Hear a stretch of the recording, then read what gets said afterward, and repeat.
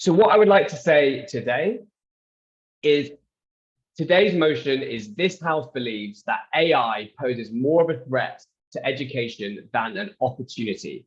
We are delighted to be welcoming you all from different parts of the education world to explore what is an incredibly important topic. And just like Olivia said, we're delighted to be able to look at an issue that's going to affect young people and the future of young people and place young people directly in that conversation. How's it going to work today? So we have our topic or our motion, to use a debating term, and that is introduced using the phrases "this House would." This House is just the people that are putting forward that idea. So one side is going to agree with the statement, "this House would," and one side is going to disagree. So we have the proposition, they agree with it, and we have the opposition who disagree with the motion. And just as a reminder, the topic before the House is this House believes that AI poses more of a threat than an opportunity in education. Now, before we get going in this debate, we're going to hear from you, our audience, whether you're representing a university, a group of school students, if you're a teacher, we want to hear what you think. So I'm going to ask for the first poll to appear up on the screen now. And we're just going to ask you, where do you stand on this topic before we've heard the debate? So do you believe that AI poses a greater threat to education than opportunity? Do you agree that it poses more of a threat than an opportunity? Click that if so, or is an opportunity. Now, if you're representing a group of students, teachers, please do just get a little sense of what the mood is in the room, maybe take a show of hands and have a think about which is the majority. It could be 50-50, it could be 60-40, who knows? Have a little think about a discussion about what you think is the most popular answer, and then put that into the poll. Now, as we do that, I'm just going to start going through the rules of today's debate. Now, as I'm sure is going to come out when we start to discuss this within the debate, is that there's really valid arguments for both sides of today's debate, and that's what makes for a great and balanced topic. But what we've done today is we've asked a group of debaters to be placed on a side, either agree or disagree. We've told them to go on the proposition or the opposition, and they're going to spend the rest of today's session trying to win you over to their side. So we're going to ask you this poll now, and we've got some very interesting results coming in already. And we're going to have this poll again at the end to see which has won you over. We're going to have the Q&A function going off throughout, so you can ask questions in this debate, because as we know, there is going to be an opportunity to, this is quite a complicated topic, and as Joe has said in the chat there, it really needs an "I'm not sure" option, which is exactly why it's such a good debate. So big shout out to the BCS for hosting this debate, because it's such an important one, and all the important debates are the ones that you can't quite work out what your opinion is on it. So we're just going to end the poll now and put the results up onto the screen. It's very interesting. It's very balanced. And actually, I was just watching it going through as we were asking you that, and it changed a lot. The initial responses were all disagree, then it pulled back into an agree lead, and then the disagree took over. So the results we have at the beginning is that 63% of you think disagree with the statement, and 38% of you agree with the statement. So whilst it is currently in favor of the opposition, who disagree with the idea that it poses more of a threat to an education than an opportunity, it's not a complete one-sided conversation. We do have some interesting arguments on both. Okay, so there's the poll results up on the screen. We're going to stop sharing that now, and we're going to get going up in the debate. So you should be able to see those results on the screen now. If you can't, you'll be able to see them shortly. So how's it going to work today? We're going to be hearing from 6 speakers on the topic of this House believes that AI poses more of a threat to education than an opportunity. We have the proposition side, those that agree, and we have the opposition side, those that disagree. I'm going to be your chair. And what we're going to do now is I'm going to welcome and invite our debaters to come onto the main stage. So debaters and audience members, debaters, welcome, please come onto the main stage, and audience members, wherever you are, please give them a big round of applause. Let's give them a round of applause. Wherever you are, welcome to our debaters who are going to be joining now. We've got an amazing group of debaters. On the proposition side, we've got Jeremiah, Ahana, and Rishma. We've got on the opposition side, we've got Isha, Giovanna, and Emmanuel. So one side that are going to be agreeing and the other side that are going to be disagreeing. And how's it going to work? We're going to start with the first speaker on side propositions, who's going to be putting forward their case. Then we'll swap over to the opposition, who's going to put forward the start of their case. And we're going to go back and forth just like that. So you'll be hearing from the proposition first and then the opposition. Each speaker has 3 to 5 minutes to present their case on why you should agree with their side of the debate.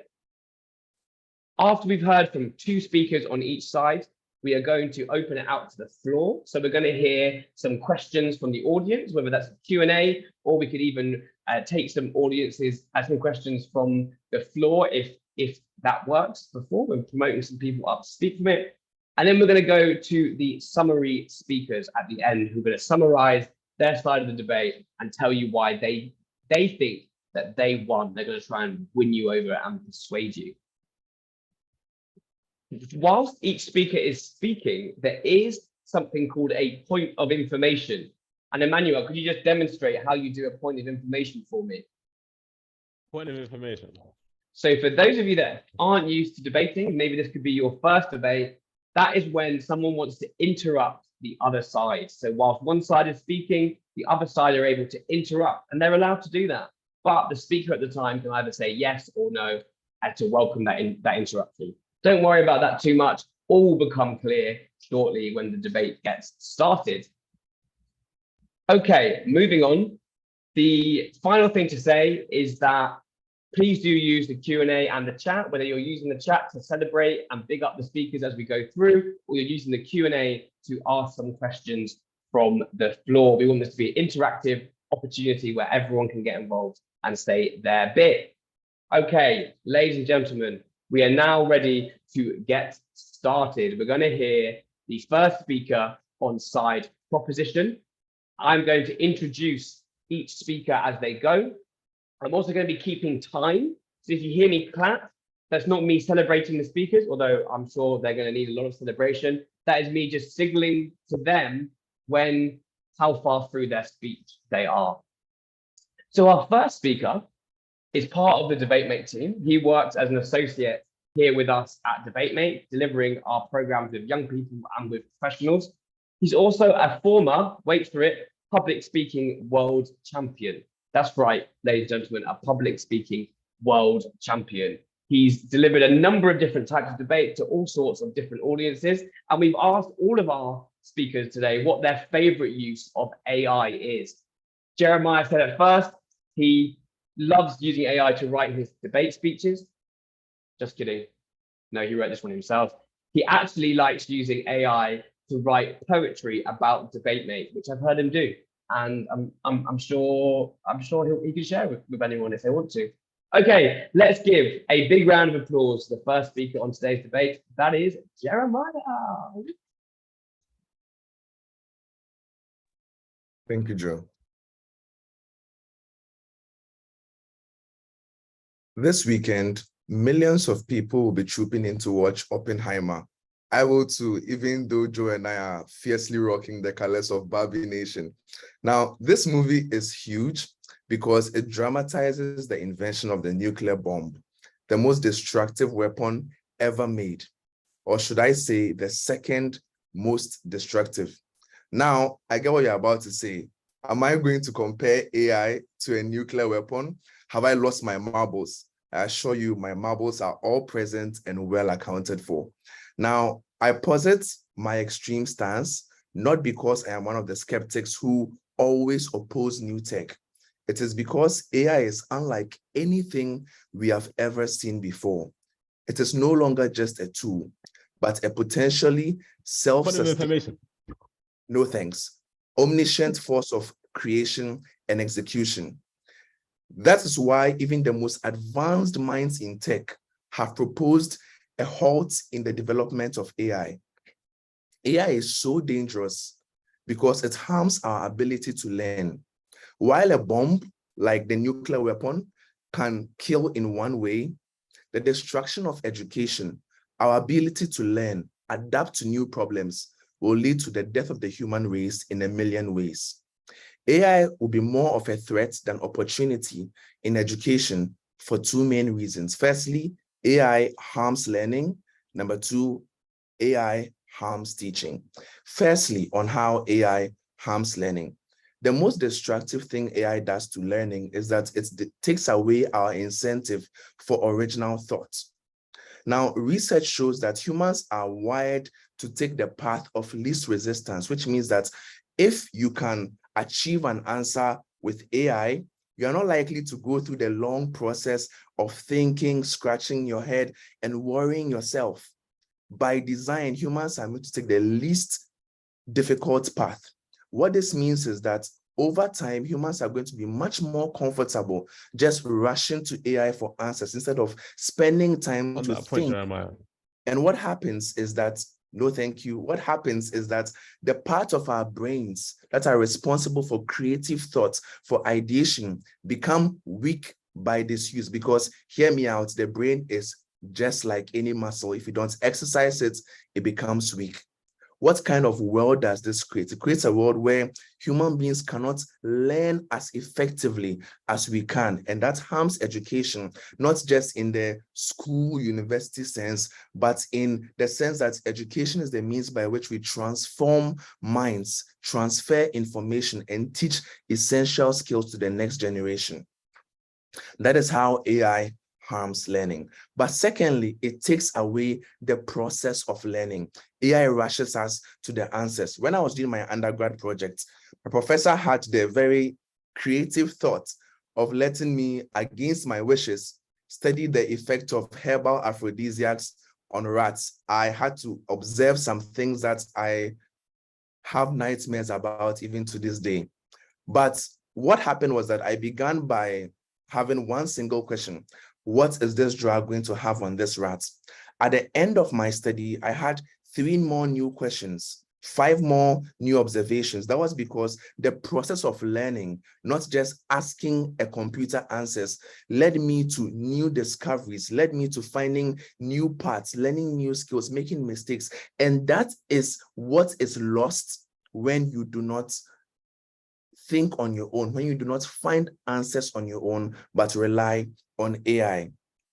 Mr. Emmanuel, you may present your POI now if it's still available. Thank you so much, Jeremiah. To be fair, I do want to get onto it myself. However, just this idea of asking the computer questions, I wonder how much that's different from just using Google. What's this total massive thing that makes it so bad that we're not just doing that with Google anyways? Like I said before, AI is unprecedented because while Google may give you a number of sources for information where you can compare and contrast different answers, go into a source, read an entire article, what AI does is that it summarizes everything for you, gives you just the answers you are looking for. Even with Google, you can compare and contrast, go to different sources. That is not present in AI. Now, at the beginning of my speech, I mentioned Joe made a joke that I wrote this entire speech with AI. Now, he mentioned that I was kidding before, but the truth is that for many of you, you aren't going to be sure. It could be possible. And this is perhaps the most dangerous element of AI, because even if it does not take away originality, it destroys the trust we have in the remaining sources of original ideas. And for that reason, AI would harm education significantly more than it would help it. Proud to propose the motion. Thank you very much, Jeremiah. Let's give him a round of applause wherever you are after the first speaker from today's debate. We're now going to cross over to the opposition side for the first speaker on their side, and that is Isha. Isha is an Oxford debate finalist, so she's worked with DebateMate for a number of years, 5 years now, since she was in year 7. So, and as part of that, she became second in the DebateMate Cup, which is she's one of the second group of top almost top students in the entire country. And also as part of her debating as a sixth former, she's got to the Oxford Debate Finals, which is a massive, massive achievement. She's off to university next year to hopefully study social anthropology. Her favorite use of AI at the moment, completely honestly, is to use ChatGPT to do her homework. So that is, I mean, it's happening. Let's go over to Isha for the first speaker on side opposition.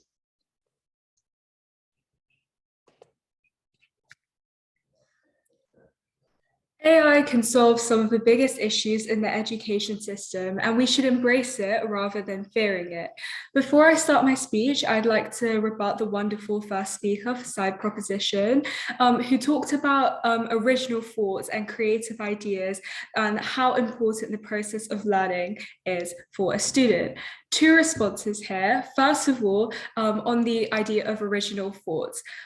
Is there a point in jumping through hoops as a student to get to the end goal of finding out an idea that's already been created? Okay, AI is a collation of thoughts that have already been put out into the universe. It can't create its own innovative thoughts, right? There's still room for creative thinking. There's still room to solve problems that are already there, because AI can't actually do that. AI just regurgitates information that is already put out for us. And you also talked about how this just means students will no longer have creative thinking. Students will no longer have an incentive to think of their own ideas. However, I think that AI can actually speed up the process of creative thinking.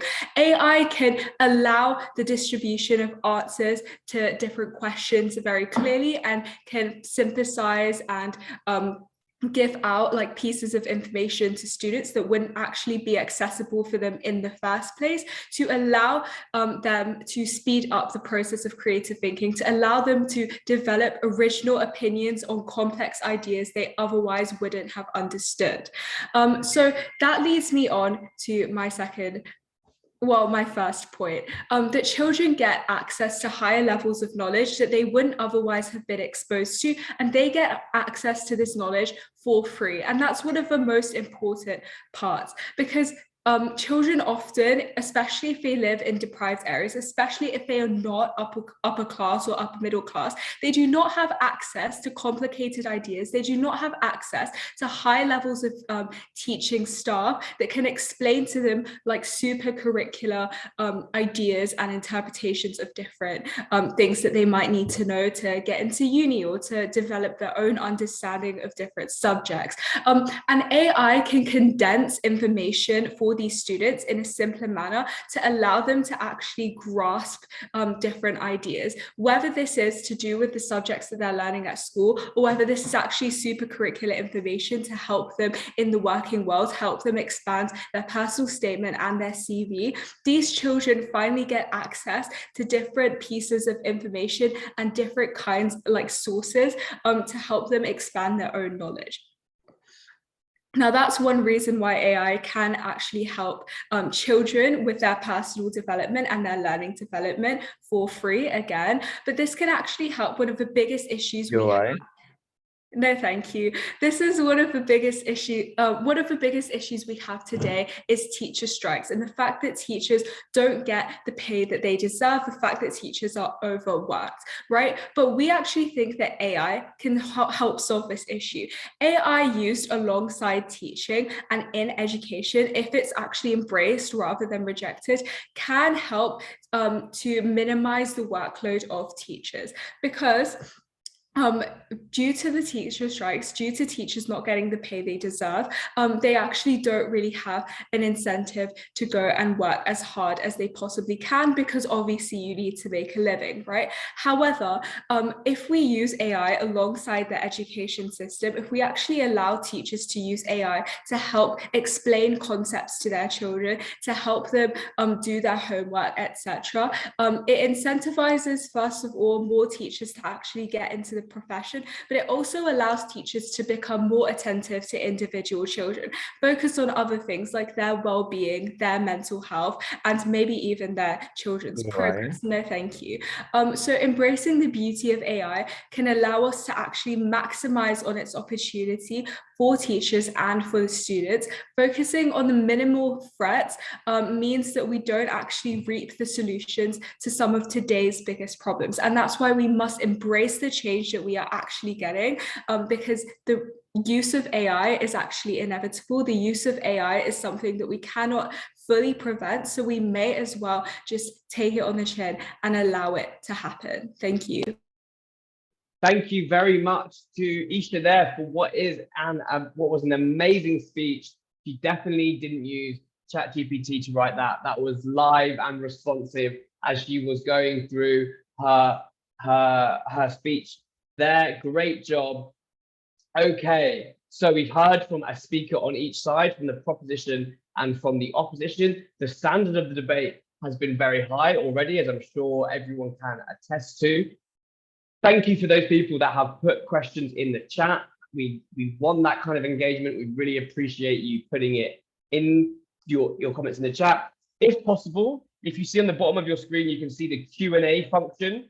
That's a little bit clearer to ask questions. It means that we can go through them when it gets to the floor debate. So please add them using that, and then add any general comments like applause or celebrations on the chat function. So if you can click that Q&A, I can see Carl has put a comment in there already on the question and answer section. That would be great. For everyone else, please use that to ask questions. If you can't find it, we will take a look in the chat section. Anyway, okay, we have now heard from one speaker on each side, and we're going to go over to the second speaker, which is Ahana. Ahana is a 17-year-old sixth form student.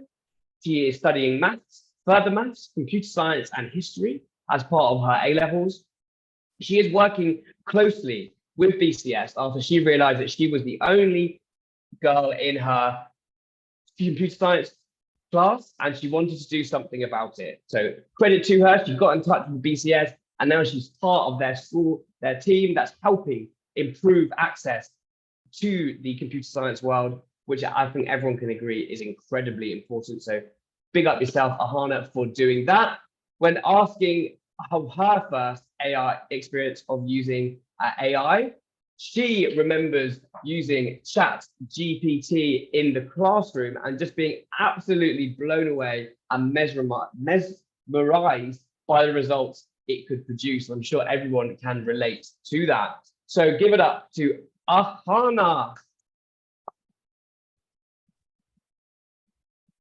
I start my argument with the question, what is the purpose of school? Is it to cram knowledge into the minds of young people, a bunch of random facts about subjects ranging from World War I to plant cells to integrating trig functions? Or is it to prepare young adults to their lives after school with transferable skills they gain from engaging in their subjects and interacting with the people around them? I would argue it is the latter, and I'd hope that others would agree. If so, I believe AI poses a huge threat to education and its purpose. From how I see it, forms of AI like ChatGPT exist as extremely enticing, well-wrapped packages for young people, which appear to hold all the answers. As opposed to spending hours on, say, a research project, AI will perform the exact task in under 5 minutes. However, what many don't realize at the time is that while their problems are resolved in the short term, in choosing this easier way, they are missing out on the learning experience, which is essential in developing skills such as time management, problem solving, and the ability to form a coherent argument. A few years later, when these people find themselves in the real world with real problems that can't be summarized into a sentence for ChatGPT, they will find themselves hugely unprepared. Building on from this, these same people will likely find themselves in a career they soon realize they don't enjoy in the least. Having essentially fast-forwarded through their entire education, when it comes to the end, they will have no insight into what they enjoy and, more importantly, what they don't. Looking onwards a few years to a future where thousands of people are in industries they don't enjoy and they don't have the skills to succeed in, the future starts to look very dire. Information. No, thank you. Especially in jobs such as medicine, pharmaceuticals, politics, and law, where the stakes are extremely high. Next, another thing that is threatened by the use of AI is our ability to differentiate between driven, hardworking students and those that aren't quite so hardworking. And those that, according to my previous point, are unlikely to learn how to be hardworking.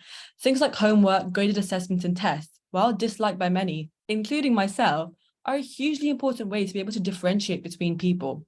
Whilst this may be harsh, these metrics are absolutely necessary when it comes to choosing strong applicants for jobs and higher education. Applicants that will likely rise to the challenge they face in these environments, given that they have already proved themselves in high-pressure situations. If an institution is presented with thousands of robot applicants that all look the same on paper, it may as well come to picking names out of a hat. Whether we like it or not, companies do not have the resources to investigate every single person on an individual level. And then what's the guarantee that a person who has made sacrifices, who has worked long nights, who has pushed themselves out of their comfort zone to qualify themselves for an opportunity, gets passed over by someone who has ChatGPT'd themselves out of every single challenge that's ever come their way? And my last point relates to the fact that artificial intelligence itself, while impressive, is also tremendously flawed. Most people know that AI learns from data, but what many don't realize are the extent of the biases that exist within this data and how these biases are then mimicked by these models. This can exist against certain ethnic groups, religions, genders, sexuality, etc. And these biases pose a lot of danger, especially towards students who are in their adolescent years, are easily influenced, and are still building their personalities and opinions of the world. If these biases become ingrained inside of students as a result of overusing AI that is available to them, we are doomed and may as well step into a time machine and go back 50 years. So even if we manage to fix all the problems and limit the uses of AI, one thing that will never change is the data and the bias it contains, because data comes from humans, and humans, whether we like it or not, will always have bias. To conclude, artificial intelligence provides a monumental threat to education and its purpose, a purpose that has proved successful and effective for thousands of years.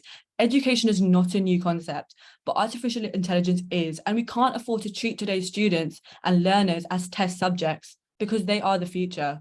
We can't afford to underestimate the negative impact of AI on education and realize 10 years later what a grave mistakes we've made, because the damage will be done and it will be grave.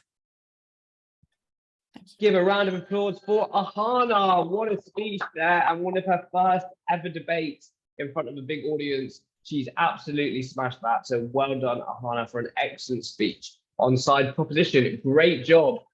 Okay, I'm now going to introduce the second speaker on side opposition, and this is Giovanna. Giovanna is a senior research fellow at the University of Nottingham, specializing in machine learning. Wow. One of her highlights of using AI is using ChatGPT for building a voice command robot. Wow, how cool that is part of your day job. That is amazing. We can't wait to hear from Giovanna in today's debate. Let's give her a massive round of applause. Thank you, Joe. Okay, I'll start then. AI is becoming a life-changing educational companion for good. And no matter what we think, is here to stay. It offers us new challenges, but also exciting new opportunities. And I'll give you two reasons or two examples. AI, whatever people have said before, AI will enable students develop better critical thinking. Students can for sure use tools like ChatGPT to generate ACEs for them. But instead, what we can do as teachers is to use the power of these tools to automatically generate multiple answers to topics or questions that students can then contrast, evaluate, spot the mistakes and the missing important angles of analysis that the tool simply cannot achieve. By doing this, students will be able to use and develop their critical thinking skills while at the same time making them aware, which is a very important point, aware of the AI tool limitations and the best way that they can benefit from them. This is actually becoming, in fact, a new skill. So in short, this first point, AI can be used to brainstorm while students can focus on analyzing and evaluating ideas. Point number two, AI will enable a more personalized learning process. AI gives us the opportunity to customize the learning process at an individual level, which we cannot simply achieve at a high scale without the technology.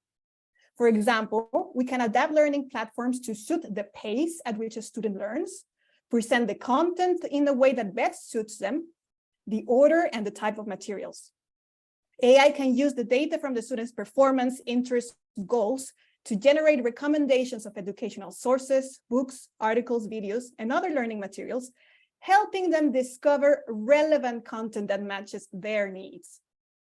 AI can allow us to personalize online tutors, for example, to support collaborative learning when the student struggles with teamwork, and improve online learning through virtual reality experiences.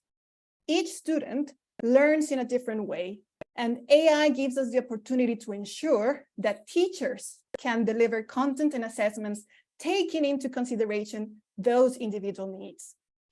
UI. No, thank you. For these reasons I have just outlined, we should be confident that AI is not a threat, but an opportunity. We shouldn't be scared of the technology. AI will not be able to recognize unique talents or inspire students who don't fit the pattern. Empathy and good listening skills have been voted as some of the most important qualities of a great teacher. It will be difficult to substitute them with a piece of software. It's about creating a balance between technological innovation and maintaining the integrity of traditional learning experience. So to close my statement, AI is not a threat to education. AI tools are here to stay. They will improve and become increasingly important across disciplines, and certainly vital on how students learn and are assessed. In the long run, schools may therefore need to reevaluate their teaching mission and ask themselves, if tools such as ChatGPT can do most of what a college graduate can do. UI. No, thank you. Then what is the value of a school education and a degree? What we need is to work together to redefine the teaching approaches and take advantage of the AI to enhance it. We need to learn how to use the technology responsibly and work closely with governments to ensure that the technology is available to everyone. Thank you. Thank you very much to Giovanna. Round of applause there for an excellent speech. Thank you so much. Such interesting insight from both of our second speakers. Amazing job from Giovanna, also taking part in her first DebateMate debate. So great job there. Thank you very much. I would now like to begin the Q&A element of today's debate. This is the floor debate. So we've heard from our speakers. We've still got 2 more speakers to hear from, but we'd also like to hear from the audience. So what I'm going to do is go through the chat and find some of the key questions and read those out. Just to let you know, the questions won't be answered immediately by the speakers. The speakers will be making notes of them, the 2 summary speakers, Rushma and Emmanuel, and they will then address them in their summary speeches.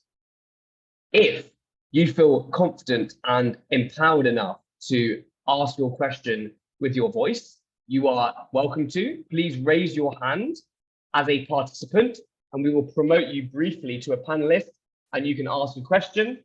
You're welcome to do that. If you're joining from a school, maybe you can come and stand near the microphone at the front and ask near the whiteboard if that's how you're joining.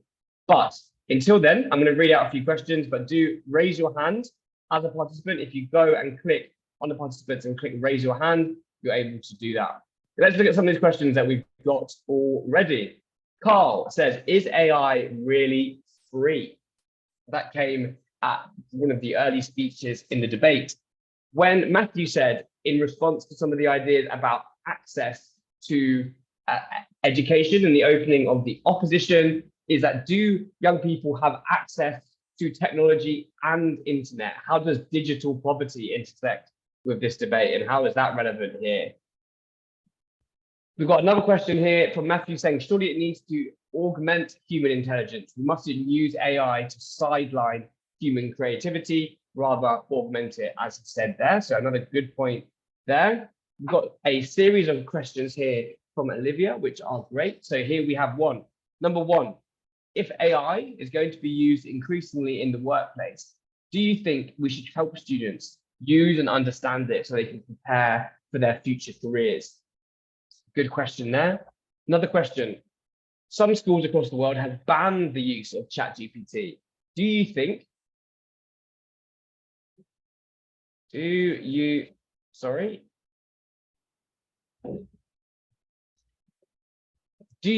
using such tools to complete schoolwork should be allowed? And if so, how will teachers know what is original work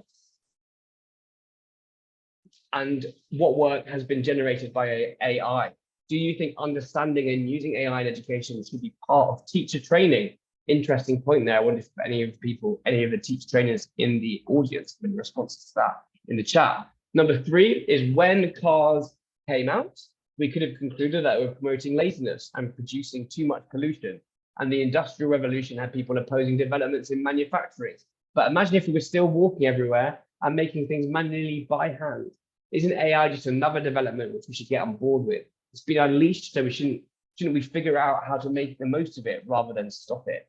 Some great questions there, and I think you've got some support from Emmanuel, who seemed to like that question a lot. Okay, we're just coming to the end of the floor debate. If anyone has any more questions, please let us know now. If anyone wants to raise their hand and ask a question, please let us know now.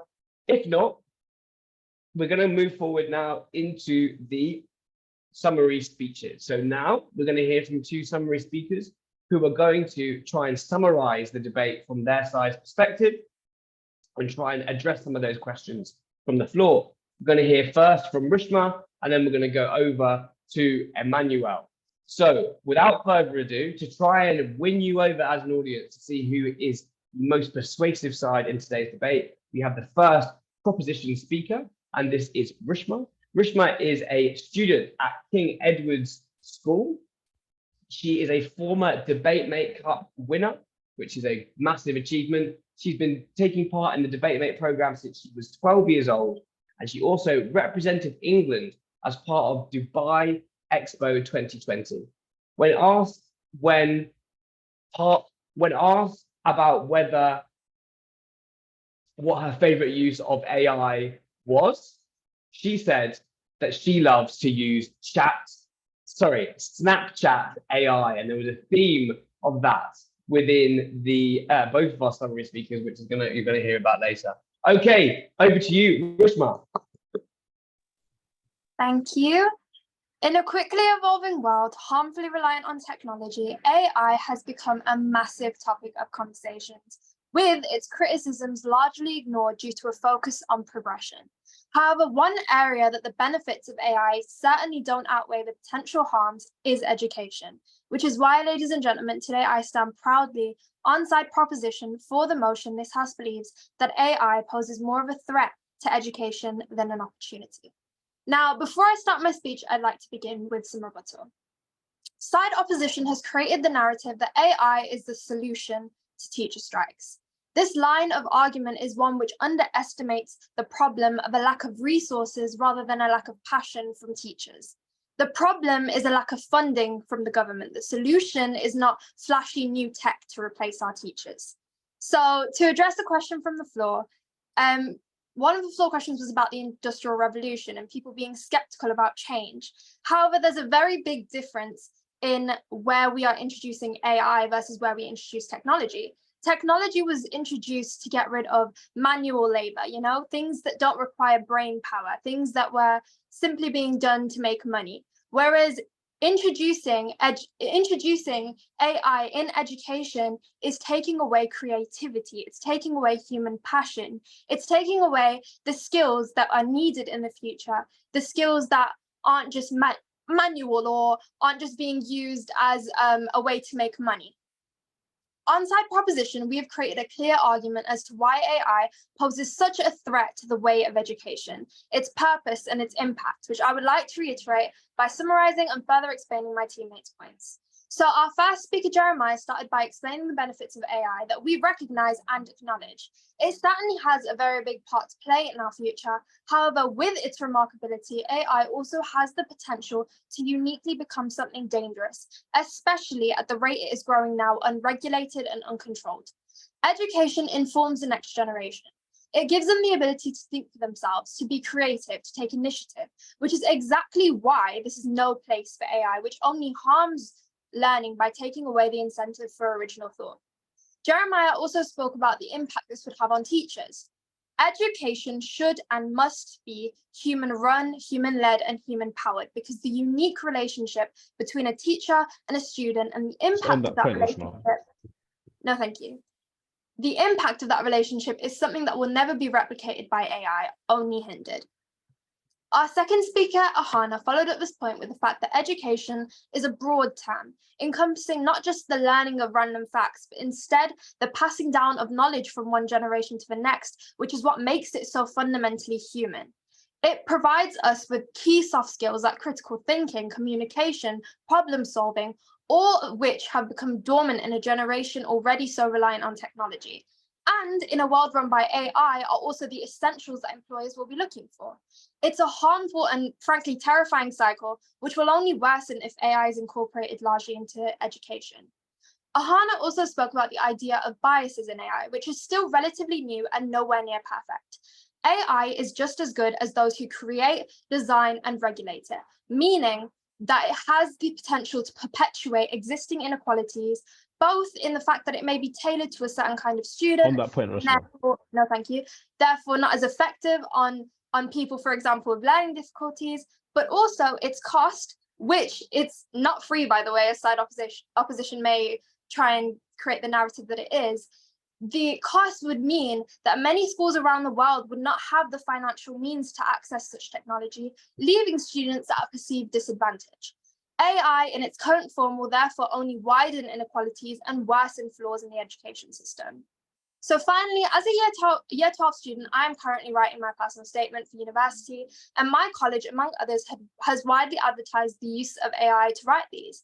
However, in my opinion, there's something slightly ironic and in fact impersonal about using a robot to demonstrate your own experience. It presents exactly how this rise of AI in education gets rid of individuality. We on side proposition believe beauty lies in the process rather than the destination. In a world so focused on outcomes and efficiency, it's easy and convenient to use AI as a means of simplifying something complex. However, challenges and hardships are something, in my opinion, every student should face. And if our education system does not provide these challenges, it has objectively failed, meaning that AI will in fact be the downfall of education and of learning as we know it. Thank you. Excellent speech from Rashma there. Wow, what a way to close side proposition. Very, very powerful and very, very persuasive. Well done. We have one more speaker to hear from in today's debate before we hear an audience reaction. We hear from you in the poll, and this is Emmanuel. Emmanuel is a student studying computer science at the University of Nottingham. So we have both student and professor from the computer science department of Nottingham University here, and that is obviously really exciting. He's been part of DebateMate for 6 years, including a stint working in the office as part of his gap year. He is, asked about his favorite use of AI, he also said that he's been using Snapchat AI for relationship advice. He has, he said it's actually giving him better advice than some of his friends. So maybe that's an idea about where we're heading. Give it up for the final speaker on side opposition. It's Emmanuel. Woo! Thanks so much, Joe, for that wonderful introduction. Also, mind the background, I hope that the Wi-Fi doesn't get in the way too much. Because, yeah, opposition have won this, and I'm the type of person that needs to come and tell you why exactly we've won this debate. So it's actually been a great debate. And before I get on to summarize my team, and then come across tell proposition why they've lost, I want to start by giving you a date. 1998. And you can take these three, Jeremiah, Rashma, and Ahana. If they were alive in 1998, when Google was announced and like 4th of September, these three would have stood up, a bit like today, would have had a motion from DebateMate going, does Google pose a threat to the education system? And every single point that they've made, barring a few, would have worked the exact same. They would have been like, no, it's too easy. You've got to go and open the encyclopedia. Why can I type and find the answer straight away? All they've said is, listen, guys, the process is it just feels too easy. It just feels too easy. And that's been the bulk of their point for the whole time. Side opposition, one, that's not the only reason, that's not even the only danger that it poses to the education system. But if that's the only one you want to present, that's easy enough to dispel, guys. It's not about ease. When you're going into the education system to work hard, you're supposed to be working smart. That's what the education system is supposed to teach you. And if you thought that the education system just teaches you hard work, then the education system has failed you. And I think that's what the debate needs to be talking about, actually, how AI needs to provide an opportunity to fix that failing that education has done on that part.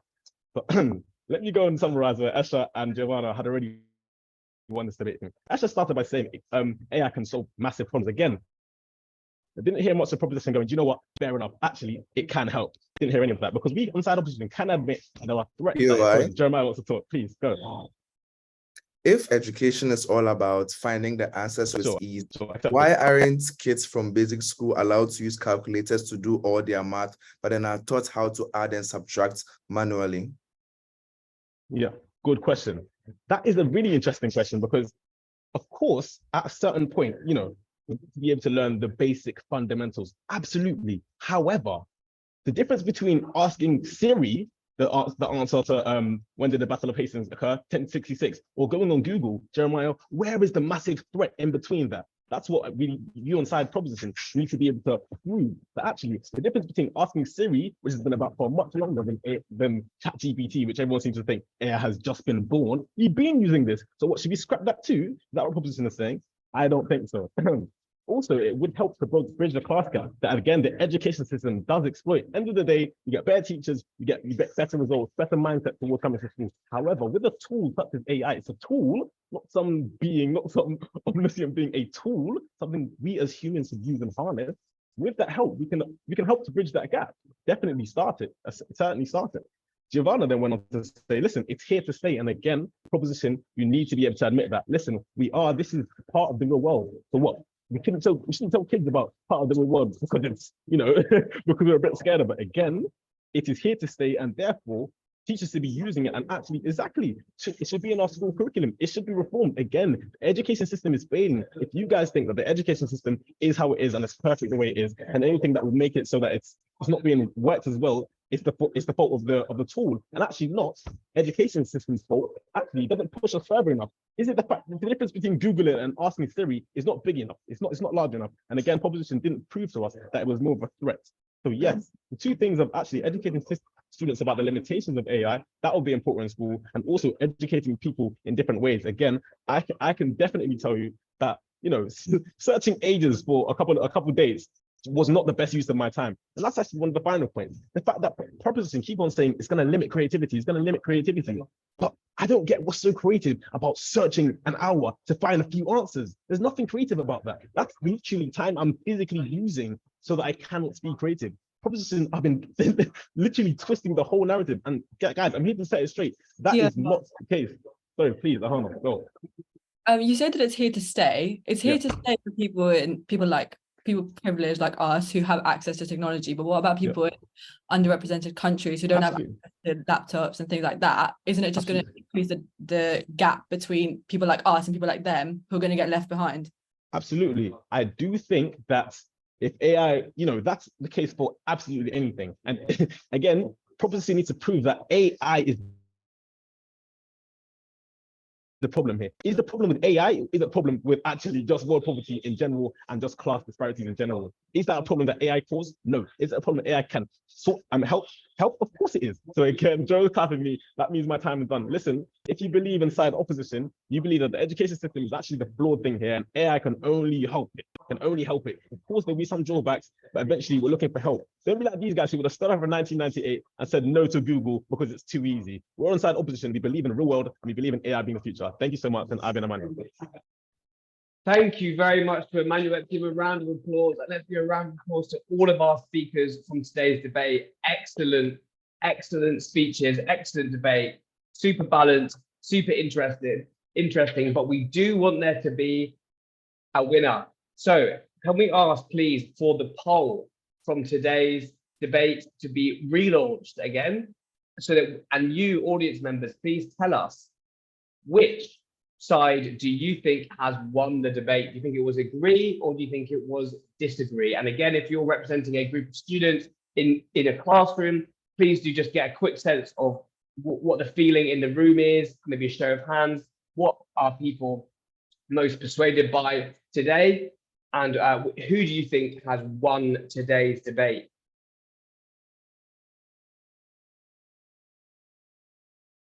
Okay, results are coming in. Just whilst we wait for those results to coming in, and thank you for everyone for staying with us for this time. I know we're just coming up to the end of our time now, but just before we come to the absolute end of today's debate, can we just hear from a couple of the speakers? about what do you actually think outside of today's debate? Obviously we've asked you to go on one side rather than the other. Do you have any opinions that are in between the two sides of the debate now that the debate's finished? Maybe Giovanna, we can come to you first. Where do you stand on this?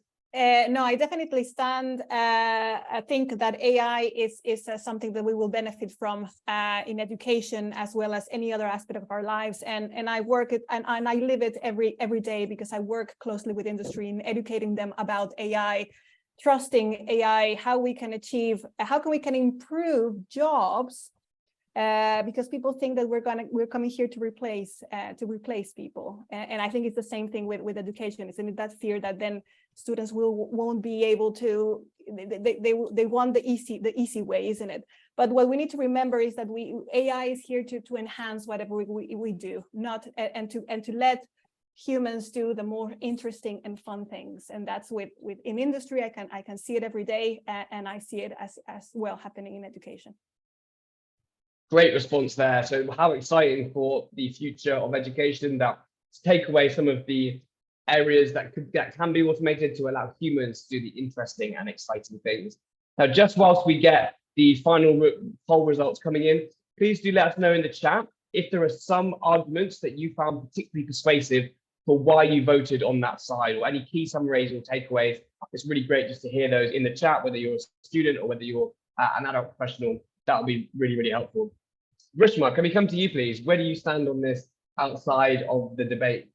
Obviously, you argued very persuasively for side proposition, but what's your opinion now the debate's finished? Oh, well, honestly, I'm kind of torn. I'm quite in the middle. I was a part of, the kids who got stuck in COVID and had to use Teams. And through that, I saw, yes, technology can help, but I don't think it will ever be as effective as teaching. And I don't think that it's something that should be designed or promoted to help replace teachers and kind of the passion that they bring to the classroom. But I do agree that it's a very, very powerful tool. And I don't know if as a society, we're quite ready for it to be introduced into education, like widespread, but I think that it's definitely certain steps that we should be taking to kind of include technology and embrace it. So yeah. Great point there, and I think there's a lot of students out there that I'm sure can relate to that. I think that's a really good point there, that COVID in some ways demonstrated the beauty and the power and the connectivity of technology, but in other ways it demonstrated the shortcomings and where it can't quite replicate that human experience. And I think that's a really important distinction to make there, Rishma. Thank you. Ahana, where do you stand on this? And great job, by the way, and great point of information there right at the end of your speech. Ahana, where do you stand on this? Thank you, Joe. I think like Jeremiah said as well, it can actually really help, especially like poor people and more underrepresented people, because it can give them that boost in that sense. But I think it's something we need to be really careful about, because like Jeremiah said, we're scientifically kind of programmed to kind of take the easy way out. I think he put it much better, but I think we need to be careful that it doesn't just make some people lazy, which I think is one of the biggest things. But I think definitely has lots of advantages. Great job. Yeah, thank you very much. I think that's a really good point there. And as always with these things, it's finding that middle ground between the threat and the opportunity. And right, if we're able to be conscious and aware of those threats, then maybe we can maximize our access to the opportunities. And Jeremiah, do you have anything on this that you would like to say? Thank you, Joe. So personally, I am also on the fence like Rashma. I believe that all of these possibilities are possible with AI, but then I also think that they are quite aspirational and often not what happens in reality, because you go online and you realize that many teachers and many schools are complaining about AI being used to cheat. The vast majority of instances tend to point to the harms. And even you look at how AI was taught to go and help the Hollywood and creative industry, there are so many arguments there that showed that it was going to be positive. But recent days, you've seen that AI is being used to replace actors, is being used to diminish their value, and writers as well. And it is creating a lot of problems in that industry to the point of incentivizing strikes. And now we are not going to get any movies for the next 2 or 3 years. So there are benefits, potential benefits, but what we most often see is AI being used to cut corners, AI being used by corporations to diminish the value of workers. And we need to create mechanisms that protect us from those harms, as opposed to just saying that don't be a skeptic, just allow AI to take its place. Yeah. Great job, Jeremiah. Thank you very much. And I think that's a really good point there in terms of how it's going to affect wider workforces and what that might mean to disruption for our expectation of certain industries. It could be that we don't see any new television for a while, or maybe television becomes AI generated. Who knows? Little bit, but those unknowns need to be, those fears need to be acknowledged in order to maximize the potential of the tool. Some great comments in the chat there. Everyone was very impressed. Lots of fantastic, lots of well done, lots of claps. So big congratulations to all of our speakers. Matthew said, I agree to, I think someone a couple of speakers ago, maybe Rishma. So you got some agree from there. Debbie in the Q&A had lots of good points here towards the end of the debate. Is it not the case that AI is already out there? The case now is how do you manage it to maximize benefits and minimize issues? We also had AI potentially a bigger threat to society as a whole, rather than just education. The quality of the data sets and the threat from external entities in terms of biases and agenda are a bigger issue. So this is going to affect every facet of society rather than just education, and we should be aware of that. And finally, AI is a tool. If we make AI unavailable as part of the education process, we are not equipping students to the real world. Education may not use AI, but businesses certainly will. And the question there, again, or the implication there is there a duty actually on educators to prepare young people for the future rather than a preference? Is there actually a duty to prepare people to do that? We're going to go to Isha, and then we're going to go to Emmanuel just to close, and then we will say goodbye at the end of the debate. Thank you for everyone staying with us, even though we've overrun slightly. Isha, let's hear it from you. I think I'm like really on the fence, but I'm leaning more towards like AI has more negatives in education, just because I mean, I don't think that AI will ever be able to replace teachers, and I don't think they'll ever be able to do the job that a teacher can do. And like, I don't think they'll be able to pick out on a student's needs and like actually cater to the people that they're teaching. I just don't think that's possible.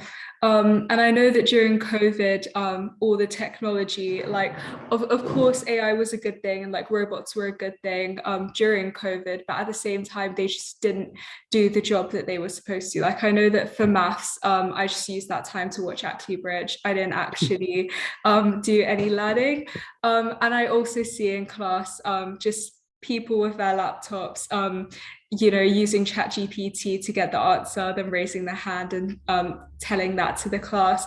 So I think that it's important to like make sure that people aren't cutting corners, and that's why I actually did really agree with Jeremiah's speech about like working hard and not really having an incentive to find the answers out for yourself. And I think that there's some importance in doing that. Absolutely. Thank you very much, Isha, for some interesting points there. And thank you to Holly Lodge for joining. We really appreciate you guys tuning in as part of your school day. And I think the perspective and part of the value here of having young people centered in this conversation, both in the audience and also in the speakers, just like Isha was explaining there, is that these are experiences that young people have been going through and are going through, how to navigate major technological changes with the education and with their education, and looking at now suddenly being able to use ChatGPT within the classroom setting, you know, that's a massive change. And actually, do we have a duty as educators to help young people navigate that and looking at where benefits are and where they can learn themselves? Emmanuel, you've actually had a direct response to one of your points in the chat, which I'm just going to read out from Carl. The contrast between generative AI and launch of Google was an interesting, persuasive point, Emmanuel. Also, the social justice argument, the death of creativity, was also interesting to think about, which links the whole IP, intellectual property argument going on in the film and TV industry. So just Emmanuel there, if you have any closing reflections, or indeed if anyone else has any closing reflections from the classroom or from the audience, please put them in the chat and we will read them out. But Emmanuel, as the final person on the panel. Yeah, to be fair, it was quite reductive to say the Google comparison. Obviously, on a level, it does work in a sense that, listen, this is a massive innovation and not something so new, but actually something that we are quite used to, but perhaps packaged in a, in a really shiny box, which is like Rushma said, shiny new tech, which kind of made me laugh. But I do think, listen, there's a massive danger to it. And honestly, but I also think like this, the motion is really interesting because I think it does just that. It does present an opportunity for the education system. So I do think I have so many problems with the education system because I just don't think a tool like AI, if a tool like AI can fix it, can basically mean I can get 9 at GCSE. We're not being tested properly. Do you know what I mean? That's we're not being tested as humans, and like the sort of individuality that we can bring. We are just being tested to remember stuff, and that's honestly, AI just helps you to remember stuff a lot of the time. So I think, I like the fact that the education system has been like lazily cobbled together, or rather, made for a different sort of time, and actually nowadays it's just not holding up nearly as well. And actually, you need other skills that AI is just showing that. The kind of that overemphasis on being able to remember 1066, maybe you just don't need that anymore, because in the real world, you can Google. I promise you, at work you're allowed to use Google. Do you know what I mean? It's not, So yeah, that's what I think. Thanks, Emmanuel. Another really good point there. So, and I think, again, perspective about how you're moving from the education system into the workplace there. And yeah, you can use Google, but it's whether you're using Google to replace or to supplement your own critical thinking, I think, is the key part of that. And thank you very much to Debbie, thank you very much to the Year 12 computing class at Littlehampton Academy, Littlehampton. Thank you to all of the students and teachers that have found time in your busy days to join us. Thank you to all of the professionals that have found time to be a part of today's debate and to join us from the audience. Thank you to the BCS for having us, and to everyone in the audience, please look out for some of the new exciting opportunities that the BCS have in this space. There's going to be lots of cool opportunities and resources and events to further look at the relationship between AI, technology, and education. Thank you very much from us at DebateMate. Thank you to all of our speakers. Please do check DebateMate out on social media or via our website if you think there's any area that you would like to debate or explore how to get some of the skills that some of the students have demonstrated today. Finally, the last thing on today's agenda is to share the poll results. So we've had all the results coming in. Till we get the poll results up on the screen to see who has won today's debate. And the winner is side opposition. It's side opposition on today's debate. They did have the audience on their side beforehand, but they did a great job at winning them over. So great job to opposition, great job to opposition, great job to everyone for taking part in today's debate. And if you're watching this now or you're watching this later on recording, thank you very much for engaging. And we'll see everyone soon. Thank you very much, guys. Take care. Thank you. See you next time from DebateMate and BCS.